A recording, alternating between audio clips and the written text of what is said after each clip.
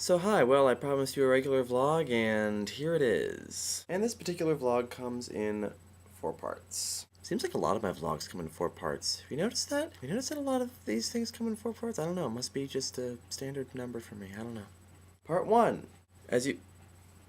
Cursor off my face, that's weird. As you may have already noticed, the viewpoint is a little bit different, as is the quality of the picture. You might recognize this as the kind of quality that comes from an iSight camera. And you may well be thinking, wait a minute, Matt, I thought you had a Dell. What are you doing with an iSight camera? Well, I'm making the switch. Today we went to Best Buy and purchased the MacBook, which I am talking into now. I've been a pretty much lifelong PC user, and that in itself has convinced me that maybe Mac is the way to go. My old computer, which is sitting right over there, actually, I still need to transfer files and stuff, so I'll probably be going back and forth between that computer and this one for a little while. But my old computer is slowly falling apart. It's almost 3 years old, and I wanted to get a new computer before that one failed on me. Unfortunately, this means that I also have to reacquaint myself with iMovie. I've used iMovie before, but it's been a long time, and I'm not familiar with this particular incarnation of the program that's on this computer. I'm making the video this way so that I can maybe get a little bit of practice in with that. So, part 2. What was part 2? I don't remember. What was part 2? Charity, right. Part 2, today's charity. Come back. For today's charity, I'm just going to link you to this video. The charity is gaychurch.org, which is the charity that I specifically plugged on Shiny Happy Vloggy People, and rather than talk about it all over again, I'll just link you to the original video that I made. I'm trying really hard to talk to the camera and not look down at myself. Up at the camera, not down at myself.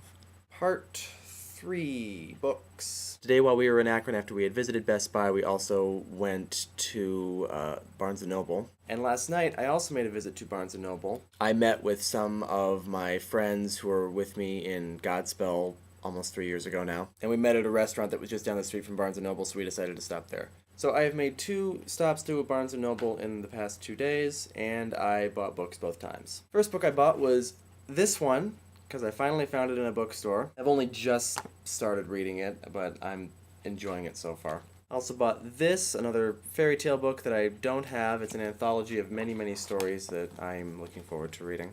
And then on today's trip to Barnes & Noble, I finally found a book that I have been looking for but haven't been finding. The Bermuda's Triangle by Maureen Johnson.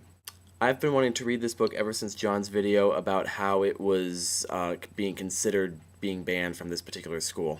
And so I wanted to find and read the Bermuda's Triangle to find out what all the fuss was about. But I couldn't find it anywhere. I live in an area that is very conservative, and we know that this book has homosexual characters in it. And so it's not at my public library, it's not at the bookstores in my area. So finally, when I went to the Akron Barnes & Noble, lo and behold, they had a single copy, and I decided to buy it and read it.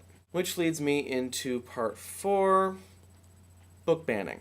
It amuses me more than anything else. I mean, the one surefire way to get people to read something is to ban it. I mean, if not for the fact that this book caused such a controversy in this one place, I would never have given it a second glance. For the most part, books that are banned are good books that people should read. What's interesting is that the reasons why they're banned are also the reasons why people should read them. I think adults tend to think that they need to protect children from these difficult subjects. But the whole point of these books is that they can't. They need to know about these things, and putting it in a literary viewpoint is one really good way to do that. I think we have a really bad habit of overprotecting our youth. Of thinking that just because you're young means that you are stupid or that there are certain things that you can't and shouldn't understand. That unless we protect our children, they're going to end up being screwed up for life. Here's the thing, the kids who are the most overprotected are usually the ones that end up being the most screwed up. So, I know I'm preaching to the choir here, but book banning is a very, very, very bad idea. I gotta deal with the shaking camera thing. Woo! It's even sitting on a table and everything, but it's still shaking. So I will be sure to let you know what I think about the Bermuda's Triangle. And that's really all I wanted to say. I don't think I'm going to use the iSight camera very often. I think I'm going to stick with my tried and true camera, but I wanted to try it this one time. So you won't have to put up with this for very much longer. And now I think I'm going to go to bed. So, good night. and I'll see you next time.